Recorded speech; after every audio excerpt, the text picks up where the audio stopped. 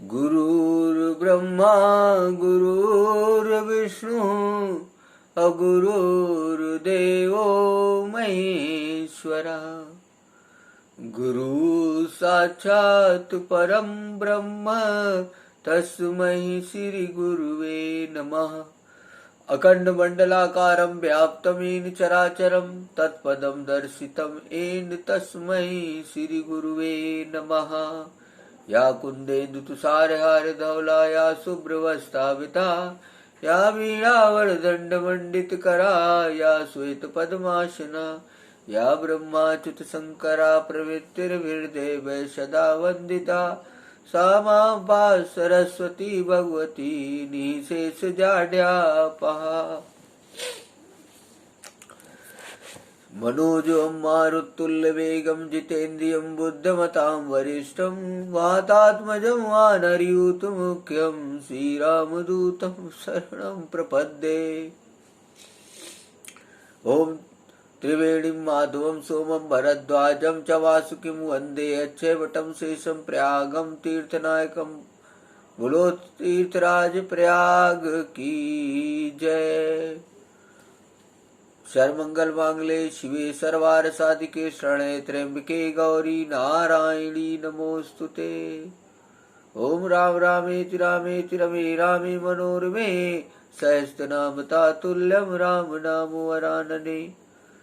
वसुदेव सुतं देवं कंसचारूढमर्दनं देवकी परमानन्दं कृष्णं वन्दे जगद्गुरुम्। वर्णानामशङ्गानां रसानां छन्दसामपि मङ्गलानां च कर्तारो वन्दे वाणी विनायको। शिवो भूत्वा शिवमेजे संकरोति शङ्करः। ॐ हंसा सोऽहं हंसा शिवा हंसा शिवा सोऽहं शिवोऽहं शिवोऽहं शिवोऽहं। गोवर्धनधरं वन्दे गोपालं गोपरूपणं गोकुलोत्सवमीशानं गोविन्दं गोपिकाप्रियम्। हे राधे वृषभानुभूपतने गंधर्विके राधिके हे कृष्णानंद पंकज भ्रमरिके कृष्ण प्रिय माधवी।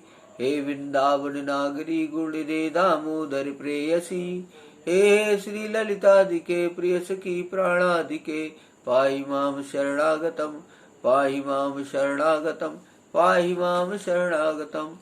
श्री कृष्णाय वयं नमः श्री कृष्णा शरणं मम। ओम क्लीं कृष्णाय गोविंदाय गोपीजनवल्लभाय स्वाहा। सर्वप्रथम प्रातः स्मरणीय परम पूजनीय गुरुदेव ब्रह्मलीन परमहंस अत्रि मुनि महाराज जी के चरणों में कोटि कोटि नमन है। विगत कई दिनों से पितृपक्ष के महीने में तो पितृपक्ष का महीना समाप्त हो चुका है। आज नवरात्रि का पावन पर्व है, प्रथम दिवस है। माता शैलपुत्री का दिन है, प्रथम शैलपुत्री मतलब आज माता रानी का दिन है, शैलपुत्री जी का। आप लोगों को नवरात्रि के पावन पर्व की हार्दिक शुभकामना। आर्ट ऑफ होम ट्रस्ट की तरफ से और प्रयागपीठ की तरफ से भी हार्दिक मंगल कामना करते हैं कि आप लोगों का जीवन अच्छे से व्यतीत हो और आप लोगों का हमेशा कल्याण हो, विश्व का कल्याण हो, भारतवर्ष का कल्याण हो, आप लोगों का भी कल्याण हो, ऐसी मनोकामना करते हुए कथा को आगे बढ़ाते। बड़ी दिव्य कथा चल रही है। श्रीमद् भागवत कथा महापुराण का 11 स्कंद चल रहा है, जिसमें विदेहराज निमि और नवयोगीश्वरों की संवाद की कथा बड़ी ही सुंदर दिव्य पावन कथा है, जो कि यहाँ पे सुखदेव मुनि जी राजा परीक्षित को कथा बता रहे हैं। उसमें कथा की शुरुआत थोड़ा सा सार रूप में हम बताए देते हैं कि एक बार जो है यदु शिरोमणि वसुदेव जी के यहाँ देवर्षि नारद जी का आगमन होता है और देवर्ष नारद जी के आगमन पर बहुत ही प्रसन्न होते हैं वसुदेव जी, और उनका आदर सत्कार करते हैं, उचित आसन देते हैं और उनसे भागवत धर्म के बारे में सुंदर सुंदर प्रश्न करते हैं। और उन्हीं प्रश्नों का उत्तर देते हुए नारद जी विदेहराज निमि और नव योगीश्वरों के संवाद के बारे में बताते हैं। एक समय की बात होती है, विदेहराज निमि दीर्घ यज्ञ कर रहे होते हैं। उस समय नव योगीश्वरों का आगमन होता है, जो कि दिगंबर और धूत रूप में स्वच्छंद विचरण करते रहते हैं। और उन योगीश्वरों के आगमन पर जितने ऋषि मुनि यज्ञ करते रहते हैं और विदेहराज जी भी खड़े हो जाते हैं और उनके आगमन पर बड़े हर्ष के साथ उनका स्वागत सत्कार करते हैं, उचित आसन देते हैं। और उन्हें देखकर विदेहराज निमि को बड़ा अपार हर्ष होता है और विदेहराज निमि उनसे भगवान के संबंध में कई प्रश्न पूछते हैं। और जितनी बार वो प्रश्न पूछते जानते हैं, एक एक योगीश्वर उनके प्रश्नों का जवाब देते हैं। आप लोगों को जानकारी के लिए बता दें कि जो नव योगीश्वर हैं वो ऋषभ देव जी के पुत्र हैं, जिसमें ऋषभ देव जी के सबसे बड़े पुत्र भरत जी थे। आपकी जानकारी के लिए हम बता रहे हैं कि भरत जी सबसे बड़े पुत्र थे और उन्हीं 100 पुत्रों में से ये नव योगीश्वर भी थे। लेकिन ये सन्यासी हो गए, स्वच्छंद इधर उधर विचरण करते थे, अवधूत सन्यासी थे, बड़े दिव्य सन्यासी थे। तो मैं कल की कथा में बता रहा था कि विदेहराज निमि ने 5वां अध्याय चल रहा था एकादश स्कंद का, जिसमें राजा निमि ने पूछा था कि योगीश्वरों से कि आप लोग तो बड़े ही श्रेष्ठ आत्मज्ञानी और भगवान के परम भक्त हैं, कृपा करके यह बतलाइए कि जिनकी कामनाएं शांत नहीं हुई हैं, लौकिक पारलौकिक भोगों की लालसा मिटी नहीं है और मन एवं इंद्रिया भी बस में नहीं है, तथा जो प्रायः भगवान का भजन भी नहीं करते हैं, ऐसे लोगों की क्या गति होती है। जब ऐसा प्रश्न राजा निमि ने पूछा तो उन 9 योगीश्वरों में से जो 8वें योगीश्वर चमस जी थे, उन्होंने उनके इस प्रश्न का उत्तर दिया कि राजन, विराट पुरुष के मुख से सत्य प्रधान ब्राह्मण, भुजाओं से सत्य रज प्रधान क्षत्रिय, जांघों से रजतम प्रधान वैश्य और चरणों से तमह प्रधान शूद्र की उत्पत्ति हुई। उन्हीं के जांघों से गृहस्थाश्रम, हृदय से ब्रह्मचर्य, वक्षस्थल से वानप्रस्थ और मस्तक से संन्यास, ये 4 आश्रम प्रकट हुए। इन चारों वर्णों और आश्रमों के जन्मदाता स्वयं भगवान ही हैं। जब यहाँ पे बड़ी ही सुंदर बात कही कि जब जितने आश्रम हैं, जितने वर्ण हैं, भगवान से ही जब उत्पन्न हुए हैं, तो सारे वर्ण सारे आश्रम प्रार्थनीय है, पूजनीय है। तो वहीं इनके स्वामी, नियंता और आत्मा भी है। इसलिए इन वर्ण और आश्रम में रहने वाले जो मनुष्य भगवान का भजन नहीं करता बल्कि उल्टा उनका अनादर करता है, वो अपने स्थान, वर्ण, आश्रम और मनुष्य योनि से भी गिर जाता है, उसका अधः पतन हो जाता है। ऐसा 8वें योगीश्वर चमस जी ने विदेहराज निमि से कहा, क्योंकि उन्होंने बड़ा दिव्य प्रश्न पूछा था कि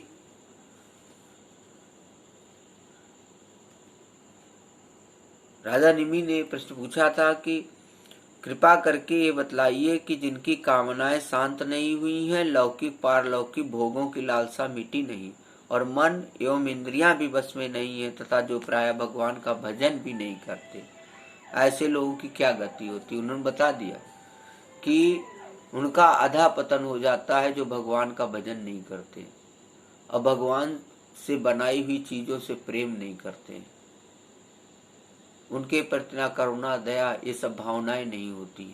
तो उनका बड़ा ही सुंदर उत्तर दिया कि उनका अधा पतन हो जाता है। बताया कि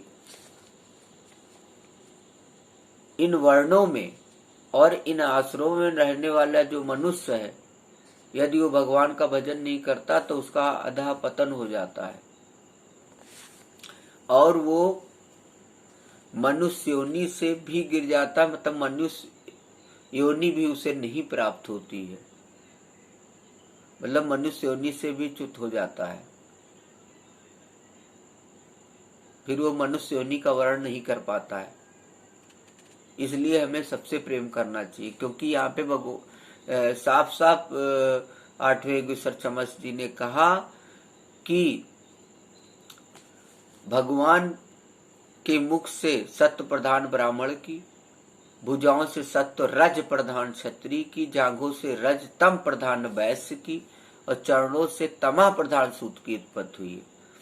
और उन्हीं की जांघों से गृहस्थाश्रम, हृदय से ब्रह्मचर्य, वक्षस्थल से वानप्रस्थ और मस्तक से संन्यास आश्रम, ये 4 आश्रम प्रकट हुए। इन चारों वर्णों और आश्रमों के जन्मदाता स्वयं भगवान ही है, वही इनके स्वामी, नियंता और आत्मा भी। इसलिए इन वर्ण और आश्रम में रहने वाला जो मनुष्य भगवान का भजन नहीं करता बल्कि उल्टा उनका अनादर करता है, वह अपने स्थान, वर्ण, आश्रम, मनुष्य योनि से भी च्युत हो जाता है, मतलब उसे फिर दोबारा मनुष्य योनि भी नहीं मिलती। ऐसा साफ साफ जो है 8वें योगेश्वर चमस जी विदेहराज निमि से कह रहे हैं। और ये भी बता रहे हैं, जो घमंडी हैं वास्तव में दुष्ट हैं, परंतु अपने को श्रेष्ठ समझते हैं, धोखे में पड़े हुए हैं लोग, जो पशुओं की हिंसा करते हैं, मरने के बाद वे पशु ही उन मारने वालों को खाते हैं। इसका मतलब पशुओं के साथ या जीवों के साथ हिंसा करना भी पाप है। ऐसा विदेहराज निमि से 8वें योगेश्वर चमस जी ने कहा। फिर आगे विदेहराज निमि फिर प्रश्न पूछते हैं उन योगेश्वरों से। राजा निमि योगेश्वरों से कहते हैं, राजा निमि ने पूछा, योगेश्वरों आप लोग कृपा करके यह बतलाइए कि भगवान किस समय किस रंग का कौन सा आकार स्वीकार करते हैं और मनुष्य किन नामों और विधियों से उनकी उपासना करते हैं। बड़ा ही सुंदर श्लोक है। कस्मिन काले सा भगवान किम वर्णः कीदृशो निर्भी नामना वा केन विधिना पूज्यते तदिहोच्यताम्। राजा निमि ने पूछा कि योगीश्वरों आप लोग कृपा करके यह बतलाइए कि भगवान किस समय किस रंग का कौन सा आकार स्वीकार करते हैं और मनुष्य किन नामों और विधियों से उनकी उपासना करते हैं। अब 9वें योगीश्वर करभाजन जी ने कहा, राजन 4 युग हैं, सतयुग, त्रेता युग, द्वापर युग और कलयुग। हम लोग सतयुग भी कहते हैं, सत्य युग भी है, त्रेता युग, यहाँ पे सत्ययुग लिखा हुआ है। सत्ययुग, त्रेता युग, द्वापर युग और कलयुग। इन युगों में भगवान के अनेकों रंग, नाम, आकृतियां होती हैं तथा विभिन्न विधियों से उनकी पूजा की जाती है। बड़ा ही सुंदर श्लोक है। करभाजन उवाच, कृतं तेता द्वापरं च कलिरित्येषु केशवः नानावर्णाभिधाकारो नानेव विधिने जयते। विभिन्न विधियों से उनकी पूजा की जाती है।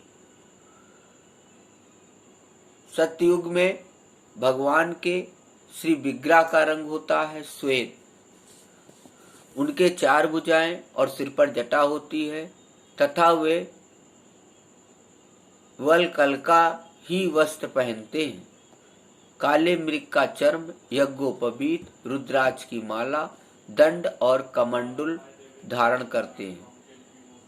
सत्ययुग अर्थात सतयुग, इसलिए कभी भ्रम में नहीं पड़ना है कि सतयुग गुरु जी बोल रहे हैं और लोग सतयुग कहते हैं, दोनों सही है। तो भगवान का रूप बताया है कि सतयुग में भगवान के श्री विग्रह का रंग होता है श्वेत, उनके 4 भुजाएं, सिर पर जटा होती हैं तथा वे वलकल ही वस्त्र पहनते हैं, काले मृग का चर्म, यज्ञोपवीत, रुद्राक्ष की माला, दंड और कमंडल धारण करते हैं। सतयुग के मनुष्य बड़े शांत, परस्पर बैर रहित, सबके हितैषी और समदर्शी होते हैं। वे लोग इंद्रियों और मन को बस में रखकर ध्यान रूप तपस्या के द्वारा सबके प्रकाशक परमात्मा की आराधना करते हैं। वे लोग हंस, सुपर्ण, बैकुंठ, धर्म, योगेश्वर, अमल, ईश्वर, पुरुष, अव्यक्त और परमात्मा आदि नामों के द्वारा भगवान के गुण, लीला आदि का गान करते हैं। राजन, त्रेता युग में भगवान के श्री विग्रह का रंग होता है लाल, 4 भुजाएं होती हैं और कटी भाग में वे 3 मेखला धारण करते हैं। उनके केश सुनहले होते हैं और वे वेद प्रतिपादित यज्ञ के रूप में रहकर श्रुक, श्रुआ आदि यज्ञ पात्रों को धारण किया करते हैं। उस युग के मनुष्य अपने धर्म में बड़ी निष्ठा रखने वाले और वेदों के अध्ययन अध्यापन में बड़े प्रवीण होते हैं। वे लोग ऋग्वेद, यजुर्वेद और सामवेद रूप के वेद त्रयी के द्वारा सर्वदेव स्वरूप देवाधिदेव भगवान श्री हरि की आराधना करते हैं। बड़ा ही सुंदर। तम तदा मनुजा देवम सर्वदेवमयम हरिम यजंत विद्या त्रया धर्मिष्ठा ब्रह्मवादिना। त्रेतायुग में अधिकांश लोग विष्णु, यज्ञ, प्रसिन गर्भ, सर्वदेव, उरुक्रम, वृषाकपि, जयंत, उर्गाय आदि नामों से उनके गुण और लीला आदि का कीर्तन करते हैं। राजन, द्वापर युग में भगवान के श्री विग्रह का रंग होता है सांवला। वे पीतांबर तथा शंख, चक्र, गदा आदि अपने आयुध धारण करते हैं। वक्षस्थल पर श्रीवत्स का चिन्ह, भृगुलता, कौस्तुभ मणि आदि लक्षणों से वे पहचाने जाते हैं। राजन, उस समय जिज्ञासु मनुष्य महाराजों के चिन्ह, छत्र, चंवर आदि से युक्त परम पुरुष भगवान की वैदिक और तांत्रिक विधि से आराधना करते हैं। वे लोग इस प्रकार भगवान की स्तुति करते हैं। नमस्ते वासुदेवाय नमः संकर्षणाय च अप्रद्युम्ना यानिरुद्धाय तुभ्यं भगवते नमः। नारायणाय ऋषि पुरुषाय महात्मने अविश्वेश्वराय विश्वाय सर्वभूतात्मने नमः। वे लोग इस प्रकार भगवान की स्तुति करते हैं। हे ज्ञान स्वरूप भगवान वसुदेव एवं क्रिया शक्ति रूप संकर्षण, हम आपको बार बार नमस्कार करते हैं। भगवान प्रद्युम्न और अनिरुद्ध के रूप में हम आपको नमस्कार करते हैं। ऋषि नारायण, महात्मा नर, विश्वेश्वर विश्वरूप और सर्वभूतात्मा भगवान को हम नमस्कार करते हैं। राजन, द्वापर युग में इस प्रकार लोग जगदीश्वर भगवान की स्तुति करते हैं। अब कलयुग में अनेक तंत्रों के विधि विधान से भगवान की जैसी पूजा की जाती उसका वर्णन सुनो। कलयुग में भगवान का श्री विग्रह होता है कृष्ण वर्ण का, काले रंग का। इत द्वापर उर्वीस स्तुवंत जगदीश्वरम नाना तंत्र विधानेन कलावपि यथा शृणु। कृष्ण वर्णम तिविसा कृष्णम सांगोपांगास्त्र पार्षदम यज्ञ सकीर्तन प्रायर यजन्ति ही सुमेधसः। कलयुग में भगवान का श्री विग्रह होता है कृष्ण वर्ण काले रंग का। जैसे नीलम मणि में से उज्जवल कांति धारा निकलती रहती है, वैसे ही उनके अंग की छटा भी उज्जवल होती है। वे हृदय आदि अंग, कौस्तुभ आदि उपांग, सुदर्शन आदि अस्त्र और सुनंद प्रभृति पार्षदों से संयुक्त रहते हैं। कलयुग में श्रेष्ठ बुद्धि संपन्न पुरुष ऐसे यज्ञों के द्वारा उनकी आराधना करते हैं जिनमें नाम गुण लीला आदि के कीर्तन की प्रधानता रहती है।